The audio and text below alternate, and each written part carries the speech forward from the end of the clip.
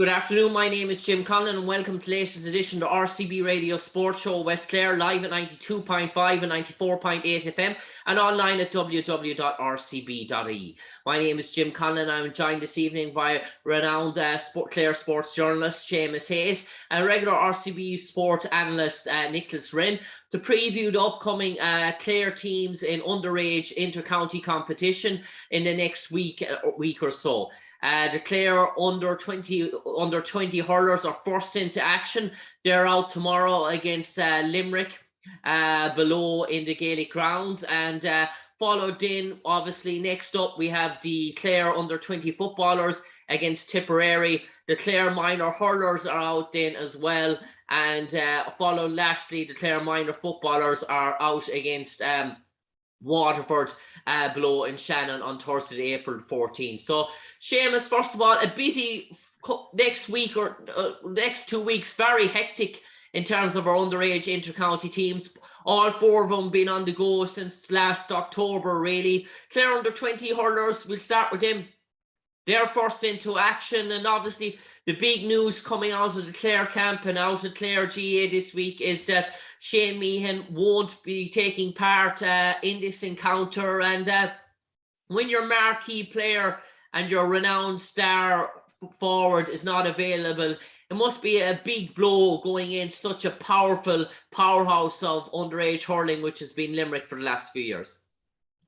Yeah, Jim, it's a massive blow. I suppose tough on Shane Meehan. It's the third year in a row that he has been ruled out of Munster Championship games with his county. Like, he lost out last year. He lost out the previous year in minor. One was due to injury, one was due to COVID, but irrespective of what the fault or the problems were, he's a massive loss, and he's a particularly massive loss to this age group this year, because he had impressed with the senior setup, and I noticed he's listed amongst the match day squad of 24. As he's listed. Whether there's any significance in the fact that he's the last sub named, I don't know, but the fact that he's named in the panel suggests that there may be a hope that he might be able to play a few minutes if things were tight or whatever near the end. But it's a huge blow, and particularly at this age group, because this is an age group where Clare have struggled for the last half dozen years or so. They have tasted some heavy defeats in that time, and it's kind of the stepping stone onto senior, and you'd need to have fellas of his caliber available to you. Last year he was missing. Mark Rogers was missing last year. Mark is now over age, but the team at that age group has been dealt a few heavy blows. But Shane is a huge loss, and only time will tell. How big a blow it is to the team, but there's no doubt about it. It has deflated things a little this week. I suppose, Nicholas, we all know under 20 hurling, it's knockout sort of hurling. There's the knockout vibe to that. It's not like minor where it's a league group based, where if a guy was out for the opening game, obviously there would be well and hope that if we can get him right, that he could be back to play a role in pivotal games. When it's knockout games and it's so sudden like this, where it's a winner on the day, it sort of adds to that demoralising sort of outlook. But it's fair to notice that this Clare team have an awful lot of players who've been playing senior club championship hurling for the last few years, particularly the two Aina Kilnamona lads, Conor Hegarty and Josh Geiler. Obviously, with Dear McCahill lighting it up for Corfin at intermediate level as well. Keane Galvin has been on the senior panel as well there for a number of years with Clare. Obviously, injuries has curtailed his sort of development as well. So Clare will probably feel that they have their own marquee players down along the spine of the team, but Limerick coming to this, they're a juggernaut of underage hurling, and I imagine that all throughout their teams there's very, very little deficiencies. Yeah, well, on paper we have a good side. Shane Meehan, obviously, like Seamus has said there, a huge blow. Like, Shane Meehan is probably one of the best forwards around, even at inter-county level. I think he's going to prove that he's one of the best forwards in the game this year. If given the chance, and it is an awful pity. Like, but word coming out of the Limerick, it didn't come out of the Limerick camp, but I got it from a high somebody who would know us that had him English for he's out for Limerick. So if Adam English was to be out, it would probably, he's a huge player as well for Limerick, like obviously they're centre forward. So, you know, if that being the case now, we're not wishing that Adam English should be out. We wouldn't wish anyone to be out, but I heard that today, you know, it came from a fairly reliable source that he's struggling to make the team fitness wise. But we have the middle up the middle, as you said, we have a good team. You know, you mentioned Conor Haggerty, Josh Guyler, Keane Galvin, Keane Broderick is as good a goalkeeper as you'll get. Adam Hogan is going to be one of the best fullbacks in the county. You know, the way he's been played in the Dr. Harty and all that. As well, Patrick Crotty, you know, I will expect a big game for Patrick Crotty now, seeing or not, he's got another game time there with the Clare seniors, and he's shaping up well, like, and at this level he should be head and shoulders, you know. Jack Kerwin, full forward. Dermot Cahill, another man who has huge experience in both hurling and football, and a big name there from Corofin, like as well. Shane Punch was a member of the all-conquering Corofin Rowan team. So, you know, the names are there, like, and all these guys have good experience playing. Jarlath Collins there from Mayor Oak, another strong player. So, you know, I think they'll acquit themselves very well. It's a big ask going down to Limerick.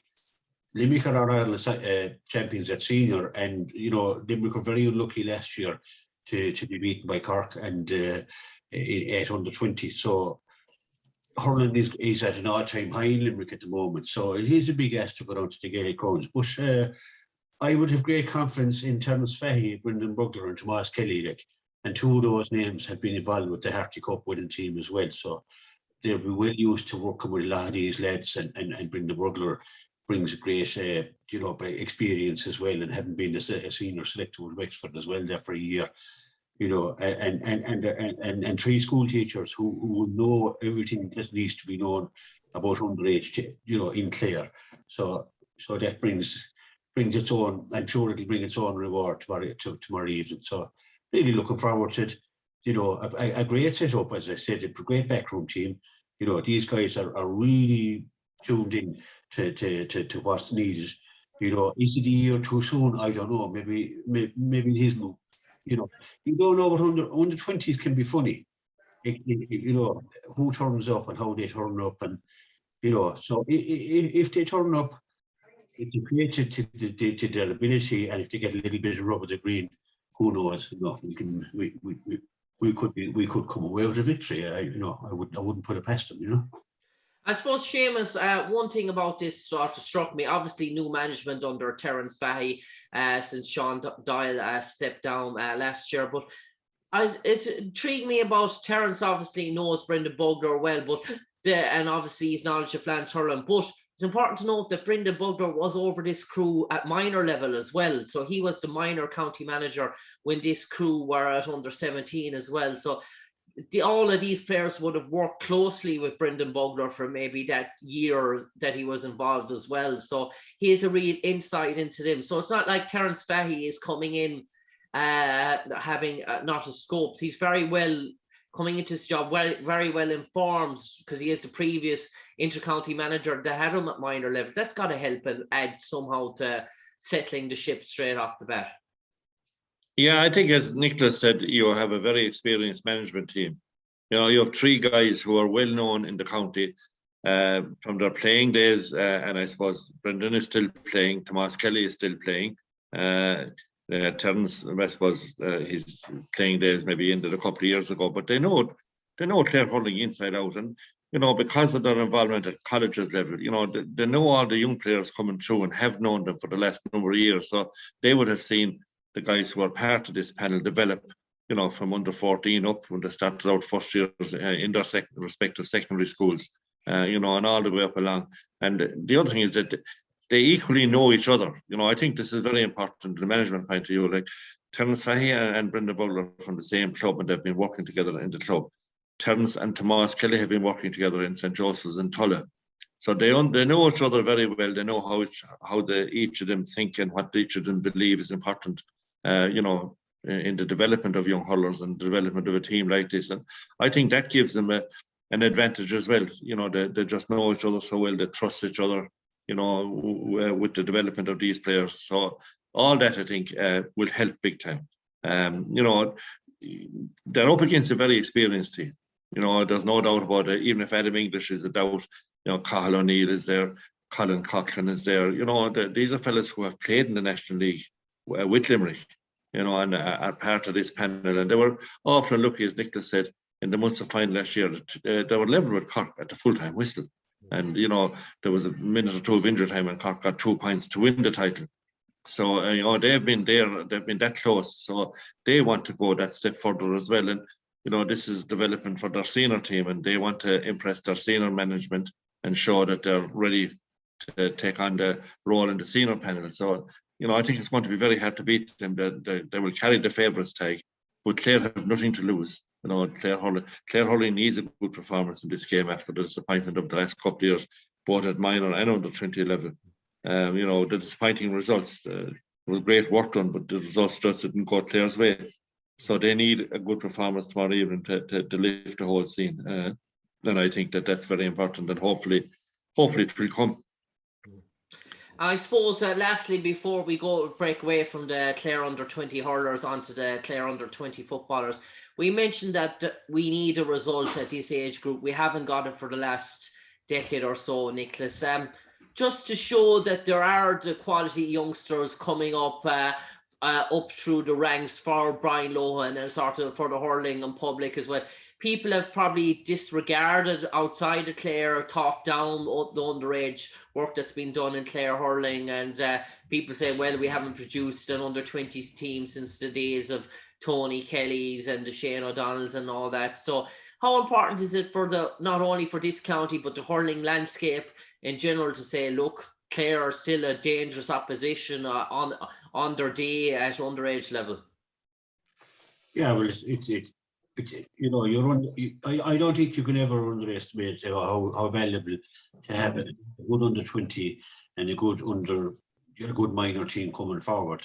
That's your conveyor belt. That's what you need, and you need them to be successful. And the big teams in Munster at the moment at senior level are Limerick and Waterford, and they've had very good success at underage over the last number of years. I know Waterford won under 21 a few years ago, and Limerick have had great success. So it does follow that you have to have a good team, and we haven't been producing, and I don't think we have been putting the work.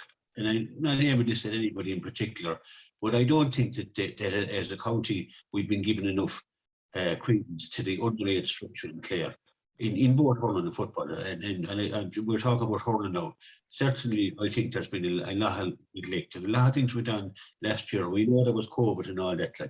But if you don't put in 100%, 100% has to come from all quarters. The county board has to back up the minor team and the under 21 team and make sure that the proper structure is there. Now it seems to be coming right now, at the moment, and there's very good people like the 3 people I mentioned, but there's more very good people there in the background at the moment, and they know that where you start, it's not with your senior team. You start with your minor team, even younger.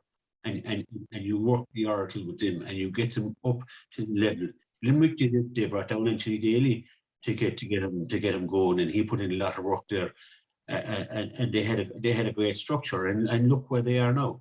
And they have and a lot of it has to do with finance and money put in place to back up these lads. And it seems to be coming right now. And I don't know if it's a year too soon. I hope hopefully it isn't. But there's great lads over the team now, and they will get the best out of them. And you've had you've had St. Flannan's winning the Harty last year. You've had St. Joseph's Tulla winning it this year. In there is a great bunch of players, and you have other schools as well who've been doing great. Even in Simon have been producing. So and Shannon and there's other take and the Christian brothers as well, where you always traditionally you always got 1 or 2 from them. There was always a bunch of players from them as well. So it's up to the boys now, and I think they will do the job. And I think but it is a situation. If we don't have our underage right, you can't get it right at senior. It's hard to get it right at senior anyway. You'll see very few teams unless they have a conveyor belt. Kilkenny always had it. The great Cork teams always had the conveyor belt. The great Kerry football team always had underage check. And you'd see the teams who suffer at senior, the teams who don't have a good underage structure. So, God knows things are looking a bit better anyway. I think they're looking a lot better. Now, lads, we'll move on to the Clare under-20 footballers, and it's important before we start that I have to mention that I have an impartial sort of view on this. Obviously, I was involved in the 2019 when we got to Larley lost to Cork, and I had this group from 2004 when they were from under 14 up anyway. So I'll just keep a neutral sort of biased sort of view on this and keep to the point. I won't be expressing my views on this anyway. But start off with you, Seamus. I suppose third year into Michael Nealon's reign, first year above against in Milltown, very unlucky not to defeat Cork. Really good performance, like Diarmuid O'Donnell, Seamus Casey that year. Really good performance. An awful lot was expected in going into the second year with the team that got to the minor All-Ireland quarter-final, and we fell foul of Waterford, which was dare we call it, was a major shock. Third year now, so Michael's had one good year, one very bad, one good year, one very bad year. So what are the expectations this time around for the Clare under-20 footballers? Is the expectancy to repeat what he did in the first year? Well, certainly that's the hope anyhow, that Clare will start with a win against Tipperary on Monday evening with home advantage. It's a difficult position to be in, Tipperary and Limerick in particular, like Clare, have done a lot of work at underage football level in recent years. So the standard of their performances for all three counties has improved quite a lot. Waterford may be seen as a little bit back from that. Now, they did surprise Clare last year. I was at the game in Dungarvan, and there was stunned silence at the final whistle, when Waterford were ahead. They got the goals at the vital time, and it was a big shock because the supporters had expected a win in that game. But I think that's out of the system now, well and truly out of the system. Clare had a good run in the recent under-20 league, ending with that victory over Wicklow in the final. Since then, they have been dealt a big blow with the loss of goalkeeper Thomas Collins, my own clubman in the Casey, but a player who had been playing exceptionally well. And is a big loss, and they had to readjust immediately. But I suppose they're in the position that they have Oisin O'Loughlin as part of the panel there, and he was in goal last year and had played underage for Clare. So that'll be a help there.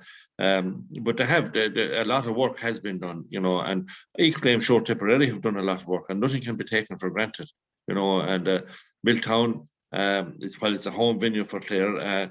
Visiting teams, they're not kind of frightened by the thought of coming to play Clare anymore. A lot of work has been going on in Tipperary.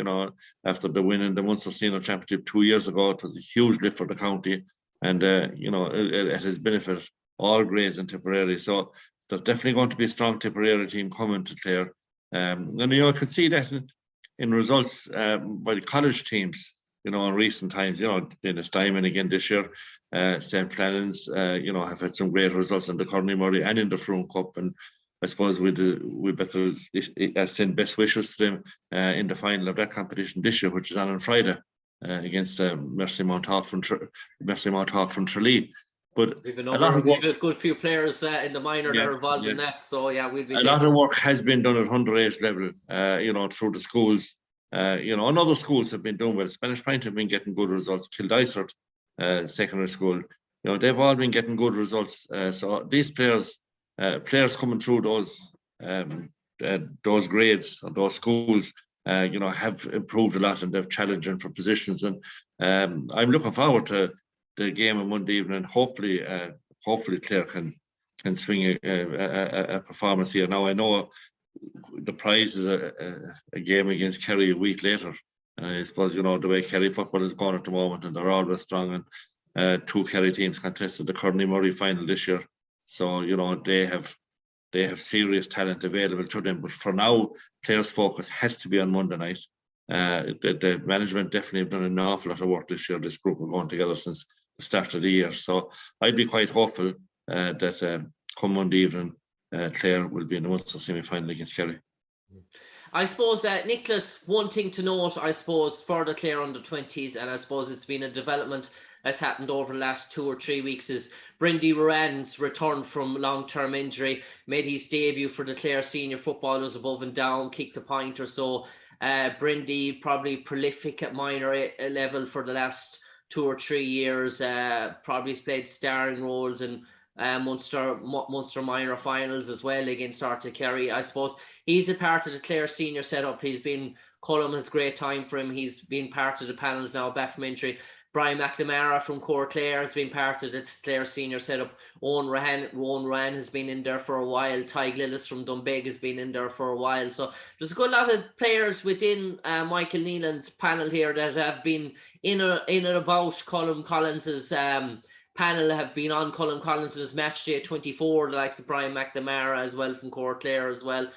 So Killian McGrory, another one just back from injury as well. Killian obviously played the last 2 years as minor, another key player for Clare. So the likes of Killian McGrory and Brindy Moran returning just recently from long-term injuries. So I suppose that's only going to help Clare going into this game. They hadn't them available at the start of the year, and I suppose Brindy and Killian, I suppose, probably would make any inter-county team.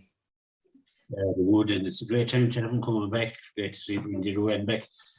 Actually, his cousin gave me a haircut today, so he's a little bit of insight. It's great to have him back, a very strong player, and the players who mentioned there, it's always going to improve the panel, you know. And I suppose after last year, you know, they got flattened below in Waterford, like, and they got a sucker punch, I think. And, you know, those are, you know, there's one way you can go from that is you pick yourself up, and I think that's what Michael Neal has done. And he's got the team out early, he's got the preparations, Seamus mentioned it there. He's putting in a serious effort. I think badly hurt by last year. And you know, the game plan didn't go right. Nothing went right on the night. And when we played a bit too defensive, was, you know, it's all learning, like, you know, and it's probably, you know, when you get a defeat like that, you're expected to win. You're looking at your next game almost, and maybe that was part of it as well. And suddenly you're gone. You know, the resolve will be there, especially from Michael Neal, and he has, you know, obviously put in the work. So it's up to the players now. Having those lads, you named them out there, coming back, it's a shot in the arm, obviously, because, you know, if you're going into a Munster Championship game and those lads are still injured, like, and you know, in the back of your mind, you're saying, you know, you've named 3 or 4 people there, the lads there, like, and if they're not going to be available, then it's going to be a bit of a downer, like, a bit like Shane Meehan in the hurling. So it looks promising for Monday evening, you know, and I do believe that Milltown is a big advantage. You know, all the lads know Milltown very well, like, and it's a fair old journey up for Tipperary to come up to West Clare, like, you know, and I think that's a bit of an advantage anyway. Home advantage always is going to be an advantage, and I think the way Michael Neal have him will be thinking very positive. Hopefully they play attacking football. You have to get away from this defensive stuff, like, you know, it doesn't, you know, you see Kerry last Sunday, it's attacking football that wins you games, like, you know, getting that ball up in forward line. And I think they can do that, and they have the players to do it as well. Like, you know, Tipperary, they were in the league final there last weekend, Division 3 final, and very unlucky in a great game of football. So they'll be a buzz about Tipperary as well, like, and they're really looking forward to championship time as well, like, you know. So you know, they're going well down there, putting a lot of work in as well. So we're really looking forward to Monday evening and going back to Milltown. It'll be a great start to the week anyway, a great start to the championship for us. I suppose we move on to the next team that is up in action, the second last team, the Clare minor hurlers, and obviously I'm involved in the other camp, the footballing camp this year. But I know very well that been keeping a close eye, obviously, because of the connection between the minor hurlers and the minor footballers. By all accounts, the minor hurlers having a very successful campaign in the challenge circuit this year. Results have been going very well. An awful lot of buzz, an awful lot of hype about this Clare minor hurling team. People feel that this is probably one of the best Clare minor hurling teams in the last 1 or 2 years. Under the guidance of Brian O'Connell from Wolf Tones, Donald Maloney, the former Clare senior hurling manager, is involved in. But if anything is to go by in terms of results in the Galways, the Kilkennys, the Wexfords in the challenge circuit, it's been very promising so far. Now, they haven't played Munster opposition, but outside of Munster opposition, the results have been very, very good so far. So are Clare probably going into this Munster minor hurling a bit under the radar, given the result last year under a sort of Terence Chaplin? And do we have to park that and say that this is a different sort of minor hurling team under different sort of management? And if you're judging it by this year, there's certainly an awful lot of optimism to go by, given the results so far. Yeah, I think you definitely have to park last year's result. It was awful disappointing. To a very, very heavy defeat. But, most of the players that were involved and in that game, are over age now. So it's a new look squad. I suppose the optimism comes from the fact that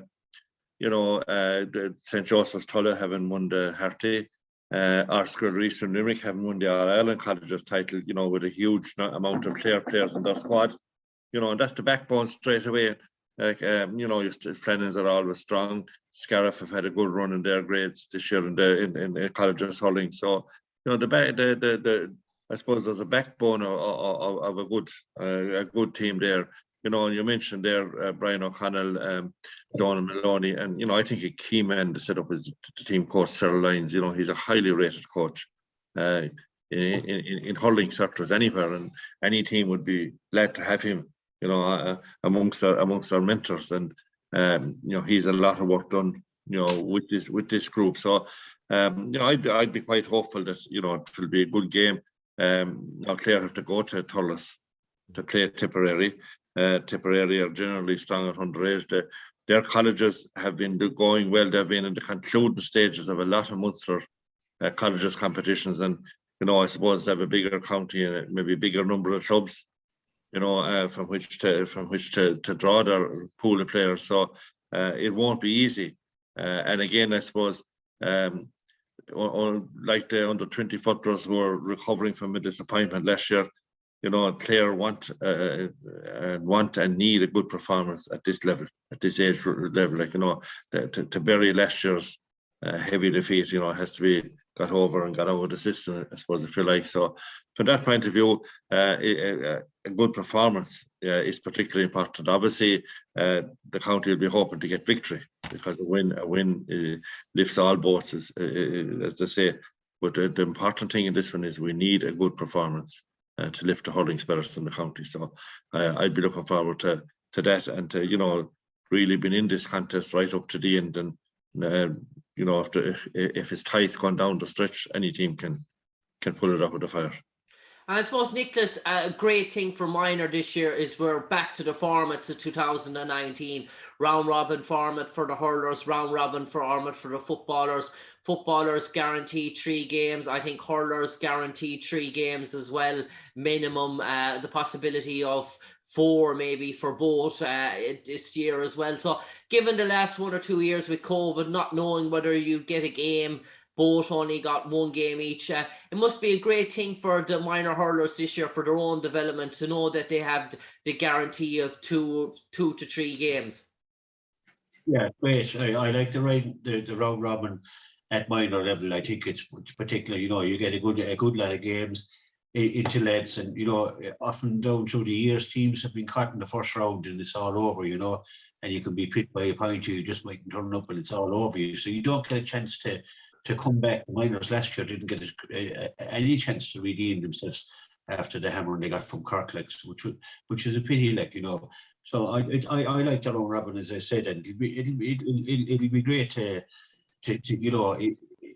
if you're just beaten by the odd point or two, that you get another chance to reset and go again, and I think the management will enjoy that as well, to have the 3 outings, and a great chance then to if your team is right and everything. It's great to see Donald Maloney there. Like, I mean, he is without doubt one of our most successful managers, and certainly he is our most successful underage manager. What he has won at underage is second to none in any county. So to have a man of his caliber still there, you know, most men might have walked away after he finished his senior with the seniors, like, but Donald is a hurling man, and he stayed in there, and he stayed with Clare hurling, like, and I really admire the man. Settle lines, nobody needs to. We all know what settle is. Great, just like as well, like, you know. And Brian O'Connell is probably new to this, like, and a great guy down there in Wolf Tones as well. So no more than the under-20s.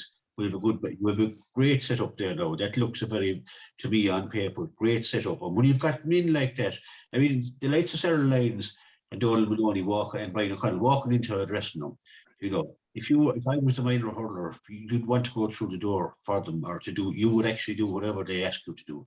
And these guys know it. They have been there. They've done it, you know. So that's a great bonus for us, like. They have that caliber, like, you know, and as Seamus said there, like, coming off the back of St. Flannan's and the Tulla's success, like, it's, you know, they're probably nearer to success at maybe the under-20s, and, you know, I mightn't be right in saying that, like, but I think they will have a great chance this year, like, you know, with the 3 games. I think they'll be there or thereabouts anyway. I'm really looking forward to that as well, like, to see our minor team. And Seamus, before we move on to the minor footballers, one last thing. Let's go back to that Cork hammering last year. One thing that struck me about it was that Terence Chaplin, he opted to go with an awful lot of the younger lads. So their centre-back, their midfielder, their centre-forward were all in their first year of minor. So they had that experience, but they're all prominently shining. So maybe maybe it went wrong for him, but he did blood an awful lot of young players. Give them that opportunity this year. So in terms of those sort of lads now, they're taking on central roles for this sort of minor team as well. Like, so there's still a good contingent of maybe the lads that were down the spine, those talented lads of last year's minor team that are still underage again this year. The 1 or 2 Clooney Quinn lads spring to mind straight away. Yeah, certainly they did blood a lot of players last year, and you know, to the fairly new look minor team. And I suppose, to be fair to everybody, they were up against a Cork team that Cork were coming off the back of having dominated the under 14, 15 and 16 age groups, you know, with the development squads. And they had cleaned out all before them in Munster.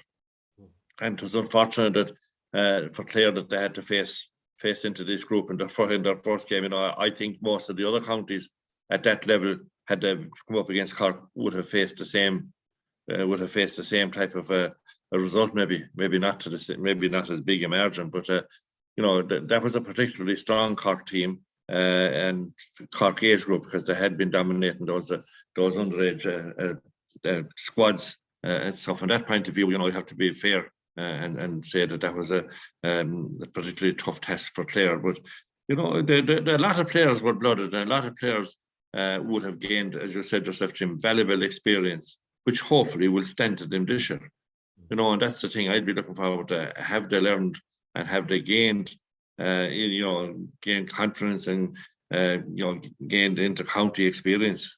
And that's what we need to see, because it's a difficult age group. You know, players will tend to be very nervous. For many, it will be their first experience of wearing a county jersey, you know, on a big stage. And there will be, you know, the game will attract a nice crowd to Thurles, and that's the bottom line now. People, supporters of the players from the various clubs that they represent, outside, in addition, of course, to the family members, you know, they'll be there, and they'll be, that puts pressure on players.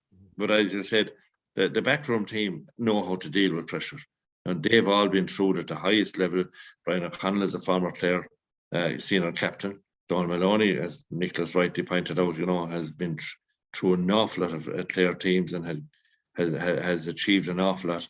And Settle Lyons, you know, an All-Ireland medal winner with Clare, former manager, you know, there's few people better. You know, that's a fantastic management team on paper, and hopefully that they'll be able to translate their experience and their know-how to this group. I suppose lastly, lads, we'll move on to the minor footballers. Dermot Coughlin is back for his 4th year. Joining his management team this year is Martin Cahill from Kilmorey Bricken, who stepped up from Clare under 15s, and I was involved with the Clare under 16s last year. I was part of the management team. I've stepped up myself this year, so we're the two new additions to Dermot's crew. And Seamus, if I can start off with the first question, I was speaking to Dermot last year about last year's minor, and he spoke to me. He said it was condensed into a 6-week window. He said they had 100 players in for trials because there was no 16 squad to pick from. The 16s, there was no 15 squads to pick from, so they had to come in. They had to look over 100 players over a 6-week window, narrow it down. Hardly no challenge games. Then they got struck by COVID before the Galway game, so that delayed the start of camp. So he said it was a very start window, and he said it was going into the unknown really last year. I suppose this year now, getting to see the under 15s playing their competition in the winter, getting to see us the under 16 competition, having to work with all the players we've been going since last November sort of thing. I suppose last year result happened, but is it understandable given the circumstances that Dermot had to work with last year? Yeah, I think so. I think there's no comparison between the preparation that they were limited to last year and what they have been able to do this year, what you've been able to do this year. You've had much more time with the players this year, and you've been able to play a lot more games, I'd say. And as you said yourself, you've been able to see the 15s and the 16s playing and see what's an offer there. So like last year, everything was rushed into a very short spell, and fellas had to make, I suppose, snap decisions, if you like, without seeing players over a longer period. So I think that'll certainly help this year, and the system is good. You're guaranteed your 3 games, and then if you finish as one of the top 2, you have a phase 1 final and win that, and you have a Munster semi-final against the losers of Cork and Kerry. So, with a small, if things go anywhere right, Clare will have 5 games over a 6-week period at that, which has to help and which has to benefit, fellas. And so I'd be very hopeful that we will get good results in this. And I'm not trying to put pressure on you, but I know you've a lot of work done. In fairness, I know you've an awful lot of work done, and you've seen an awful lot of players. So you probably have a difficult job now to try and pick the 15 from the day. There's so many have been putting their hands up, but that's the way. You have Waterford and Shannon next Wednesday. Then you're away to Limerick. Then you have Tipperary and Milltown, and hopefully at that point you'll be qualified for the phase 1 final, which will be a week later again, the start of May. And those games are going to benefit these players long run. They're going to show them what's involved in football. And again, the Clare senior footballers have been going well, and I think all these fellas want to imitate what the seniors are doing, and they want to put their hand up and say, look at the Colin Collins and his crew, or whoever would be managing Clare senior team over in the coming years. They want to say, look at me, I want to be on that senior panel. I want to be playing against next year against the Dublins and against the Corks and the Kildares and the Armaghs and all this. I think that's a big part of this. So these young fellas, as I said, a couple of them have come through successful college sides, so they have a lot going for them, and they want to put their hand up, and they want to say to Michael Needham or whoever will take over there whenever the time comes, that our next step is we want to be on the under 20 team. So I'd be very hopeful, looking forward to a good start in Shannon against Waterford on Thursday evening next. I suppose, Nicholas, back to round robin phase, 3 games for Clare, 2 of them at home, and I suppose if they win 2 out of the 3 games, they're guaranteed to be in the phase 1 final. So they can afford to, dare I say, we hope not to lose any game, but 2 wins out of the 3 will get them to phase 1 final, and then it's a 50-50 call. But to have 2 games at home rather than 2 games away, I suppose that's going to be should be a benefit to Clare. Yeah, I think so. Listen to Seamus there, who the tub of knowledge, he knows all the fixtures and to be able to call it out there. And listen to that, the 2 home games that they want to throw out to Shannon and Milltown, and the opening game against Waterford. No disrespect to Waterford, but it's probably the best opening game that you might want to get. the home advantage is great out of your 3 games. Get you to, there's no guarantee you're going to win at home, but I mean, it is a great advantage. And I couldn't underestimate, what Seamus said there about these guys wanting to pull on the Clare jersey. I mean, for you as a selector, that must be a gift. These guys are bursting to get onto it. They want a Clare jersey, and it wasn't always the case. I'm sure going back, in another time, but Colin Collins had what he has done with Clare football, makes your life a lot easier, I'm sure, But really, it's only, Jim, we should be asking you the questions, but I suppose hush, hush. But Seamus, before we finish, important to note, 5 Lissy Casey lads on the Clare minor panel, the most for any club throughout the county this year. I suppose I won't dare I say, but maybe 5 out of, there's 75% chance maybe that a good lot of those contingent will start for the Clare minors. That must be a great thing for the club of Lissy Casey to see that they've the most representation throughout the county in this minor team. And obviously it might bring back the days of when that Conor Finucane's team that you had, when he had a good strong representation. Since then, probably you hadn't at the same number. To say that you have more players on the Clare team than this year than Kilmore, Bricken, Milltown in his time, and it must go to show a great positivity for the future of Lissy Casey Football Club to hear things like that, because it's probably been the first maybe in a long time that she can stand and say that she might have 4 lads starting for a Clare County minor team come championship football. Yeah, it's a very proud thing for the club. There's no doubt in the world about that. We've always been proud to get a player, and I suppose we never had more than 1 or 2 on county teams. But it's a reflection. I suppose we're fortunate that we have good numbers at underage level at the moment, and a lot of good work being done in the schools, and a lot of great work being done with the underage teams in the club. That there's guys there who have put hours and hours into coaching and organising coaching groups, people to coach the players. And I'm thinking of people like Oisin Talty and Michael O'Rourke, who's the current coaching officer, having taken over from Oisin. And then, coaches that have done work, like John McMahon has been outstanding with the under-14s. Ger Keane is doing massive work there with the underage section. And Martin Daly has done massive work. He did a team to the minor title of 2 years ago. And, he had the under-20s last year that got to the final. And people like that, and there are others, but they have done massive work in put hours and hours into coaching players. At times when others like myself will be at home with the feet up watching television, they've run coach throughout the winter. They've done work indoors in the halls, when the weather wasn't suitable. So it's a reward for all that work. And the guys who are on the panel with you at the moment, there are 5 guys who have been very prominent to the club and who have worked very hard and are deserving of the limelight right now. And one of those, Darren Keane, will captain Flannans in the Crown Cup final this Friday. And it just shows what can be done if fellas are putting in the work. And there's a great buzz around the club at underage level. It doesn't guarantee that you're going to be winning all around you, or anything like that. But it gives a great lift to the whole parish, and the future certainly looks bright at that age group. That they're already in the minor league final, the minor Division 1 league final this year. Without the inter-county players as well.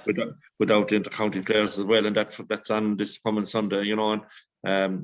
So the prospects are bright, but again, these things could change in a flash.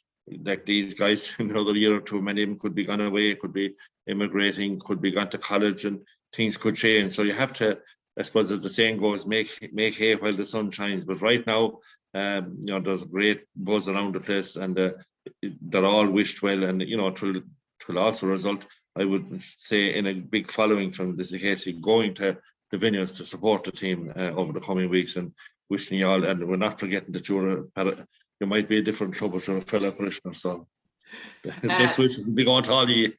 I suppose, Nicholas, I know Dermot very well. I suppose he was my intermediate manager in Clondigad when we won in 2011, and I suppose I was with him in 2019. And I suppose he was very hurt last year. He thought about stepping away. He was very demoralised with what happened, I suppose, after really 2 good years. I suppose Dermot, I know he's anxious to right that wrong of 2000. He's still really hurting over it last year as well. I suppose when a person really is hurting over results like that last year, it must really means that his heart is in the right place and that he's really determined to. He feels of making up for what he feels was a disappointment last year in his own mind. Yeah, look at Dermot Coughlin is just a fantastic guy. Like, you know, you can see he wears his heart on his sleeve. I see him over there in Cusick Park. He's just a football man. That's it. As a player, he was just a fantastic player as well. And he's a great bloke. Like, he doesn't need to feel bad. You know, results come and results go. Like, you know, but if anyone has fight in his heart, and that's Dermot. I know it's Dermot Coughlin, like, and he'll bring that fight and put it into the players, like, and yourself, Jim, like, you know, I've been in contact with you there over the last number of weeks, and you're gone nearly every night a week, like, you know, it's a huge commitment, you know. And Seamus said that we have our feet up by the fire most of the winter. You know, I was up one night, Jim, up in Mount Callan, and I was looking back towards West Clare, and it was this time of the year, maybe a bit earlier. And it was pitch dark, but I had a flashlight. But I was looking back at all along the west coast. There was lights on in nearly every field, and I could see you give a great view of Mount Cannon. And you know, it does your heart good. You said, these lads are out in this cold weather and they get preparing, and that's what Dermot Coughlin is doing. That's what you're doing, you know. And you know, the likes of me and maybe Seamus. You know, we're the biggest critics in the world. In like when something goes wrong, but deep down we know the effort that Dermot, yourself, the rest of the lads put in. We know what Michael Neelan does. We know what all these people do and how their heart and soul is in the game and the love of the game. And that's what comes out as well. Like, you know, and, you know, a bad result doesn't define a man. Like, and Dermot Coughlin's name is enshrined already. He's a young man. His name is enshrined in Clare football, you know, and a terrific character, like, you know, and you know, I wish you the very best, like, you know. One final question, and it's for people out. People have been asking this. Maybe Seamus, Nicholas, you can clarify this. People are wondering that are outside the county setup, so I'm not going to keep pushing this. People are wondering why aren't the Clare 20s hurlers and footballers, and why aren't the Clare minor hurlers and footballers? Why aren't they playing in Cusick Park like they would have been in previous years? Why are Clare playing in Milltown and 6 Mile Bridge and Wolf Tones? Maybe you can clarify some light on that, or? Well, as I understand it, first of all, the pitches that they're playing in are fine pitches, but obviously everybody wants to play in their respective county grounds. You know, after a very heavy schedule with league games, etc., in the early part of the year, Cusick Park was closed after the last league game that was played there. And straight away it was sanded and spiked, and all this necessary work that has to be done. And they say that it had to be rested for 3 to 4 weeks after that, ahead of the upcoming Munster Senior Championship games. And I suppose every pitch has to get a break at some stage. But there was a month or 6 weeks there where there were games every Saturday and Sunday, and in between there was an odd training session at weekends and the mornings by the senior teams, got in for ahead of crucial league games. But I heard the people talking and planning that they had to close it after the last league game was, I don't know, was it the game against Limerick? The last home league game anyhow, or the last home football league game was that the one against Meath? And they had to close it after that, and on the morning after that closure, the pitches were sanded and necessary upkeep was done, and I had to get 3 or 4 weeks. So I'm assuming, I'm not involved in it, but I'm assuming that's the main reason why it was rested, to have it in peak condition on the 30th of April for the Clare and Limerick footballers, and then there's 2 home hurling games. And hopefully Clare will beat Limerick in that game, and they'll have a home game against Tipper Waterford 2 weeks later.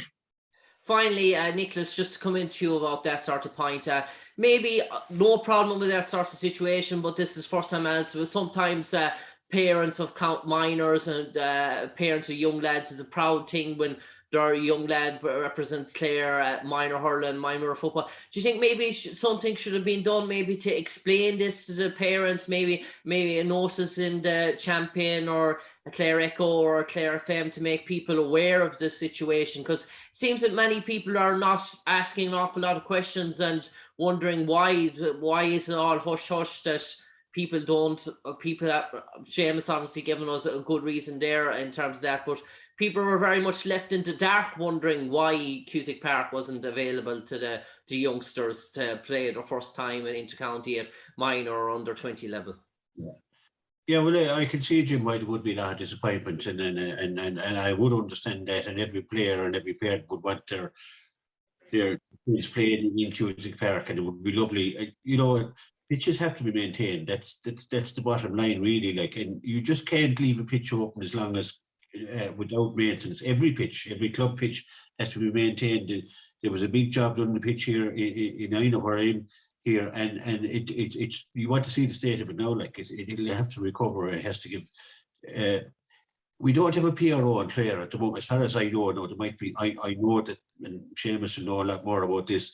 But there was no PRO there for a long period, and I think there may have been a breakdown in communication. In when we don't have a PRO, but I suppose in hindsight it would have been a great thing if they had the power to be had said, look, Cusack Park is closed. You would expect that. I would expect that you would have known that you would have been told that, and Dermot Coughlin and the hurlers as well. I didn't know that, and I didn't. When the fixtures, when Seamus said where they were being played, I didn't really think too much about it, because all I wanted to do was go and see those teams playing, and that's the important thing. And in fairness to Milltown, they have a good pitch, and Shannon is one of the top pitches there as well. So it is disappointing for the players, especially who would be playing at Cusack Park. But that's the situation, and I think we have to have a small bit of understanding that it's tough times in GA at the moment. And it's a tough time to be administrator with everything that's gone on over the last 2 years. And maybe we're all wise in hindsight. But I'm sure, and I heard, and Seamus probably knows this better than me, I heard somebody be mentioned as a possible PRO, and when they step into that job, that would be their role, to inform everybody, and we'll be able to have a go-to person to ask those questions. So there's also the situation. If you look at the venues that have been used for the home games for Clare in both the hurling and football, Milltown, Shannon, 6 Mile Bridge, they're all venues with lights, and this is a key factor in these decisions. These games are on the 7:30, 7, where the tail end of the games are likely to require lights at this time of the year. They can't really be played earlier because you have teams travelling a couple of hours. And Waterford, a lot of the players to take them 2 hours to get up here, and I'm sure that's the reason why the game was switched from Milltown to Shannon, even for the minor game, to make it easier for Waterford. Milltown, great lights. 6 Mile Bridge, great lights. I think that was a big factor in the Munster Council decisions. It was the Munster Council that made these fixtures, but that was also a big factor this time of the year, where we haven't the full extension of light in the evenings yet. You'd have to be finished 8 o'clock this evening was darkish enough. Couldn't be good enough for playing games, and these games are timed for either 7 or 7:30. So the lights will be needed next week to finish these games. So that would have been a big contributing factor also to the decision, in my opinion. Lads, we leave it there for this week. And before we finish, we just want to shout out best of luck to the Flannans footballers in the Fruin final this weekend. And obviously, I'll have one eye on that. But Clare 20 hurlers out tomorrow night. We wish them the best of luck. Then followed by the Clare 20 footballers. They're both knockout competition, one-off games, so they have to win. Clare minor hurlers and Clare minor footballers in the round robin, so we're going to be seeing them again no matter the results after next week as games. They have more games to play. But for the moment, Seamus, Nicholas, thanks for joining us this evening. That concludes this week's episode of RCB Radio Sports Show, live at 92.5 and 94.8 FM. A shout out that this will be going out Friday night from 7 p.m. to 8 p.m. live at 92.5 and 94.8 FM on West Clare Radio. Do join us then as we reflect on the upcoming season for the inter-county Clare minor and under 20 hurling teams and minor and under 20 football teams. For me,